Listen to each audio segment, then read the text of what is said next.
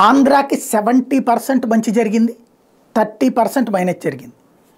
రెండు రాష్ట్రాలకు సంబంధించి ఏదైతే జగన్ చేసినటువంటి అతిపెద్ద ఎత్తుగడ కరెక్ట్గా ఎలక్షన్ రోజున తీసుకెళ్ళి శ్రీశైలం ప్రాజెక్టు మీదన పోలీసులు కూర్చోబెట్టుకున్నప్పటికీ అప్పుడు కేంద్ర ప్రభుత్వం స్పందించాల్సి వచ్చింది. కేంద్ర హోంశాఖ, జలశక్తి శాఖ స్పందించి మేము పరిష్కరిస్తామని. ఆ తర్వాత ఇప్పుడు కృష్ణా బోర్డుకి నిన్న రెండు రాష్ట్రాలకు సంబంధించిన అధికారులు రాసి ఇచ్చారు.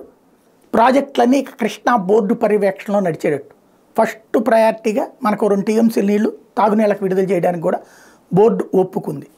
టోటల్గా జగన్ వేసిన ఎత్తుగడ అందులో ఫలించింది. ఏది బోర్డుకు సంబంధించినంత వరకు నీళ్ళని బోర్డు డిస్ట్రిబ్యూట్ చేస్తుంది. ఎలాగా అంతకుముందు ట్రిబ్యునల్ కేటాయించినటువంటి పద్ధతి ఏదైతే ఉందో విభజన చట్టంలో పేర్కొనబడిన ప్రకారం ఆ నీళ్ళని డిస్ట్రిబ్యూట్ చేసే బాధ్యత కృష్ణా బోర్డు తీసుకుంటుంది. తద్వారా తెలంగాణ చేతుల్లో నుంచి తాళం చేతులు కేంద్రం చేతికి ఇప్పించడంలో జగన్ సక్సెస్ అయ్యాడు.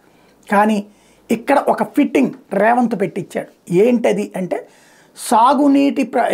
సాగునీటి ప్రాజెక్టులన్నీ కేంద్రానికి అప్పచెప్తాం, కానీ పవర్ ప్రాజెక్టులు మాత్రం కృష్ణా బోర్డు పరిధిలో ఉండద్దు అని ఫిట్టింగ్ పెట్టాడు.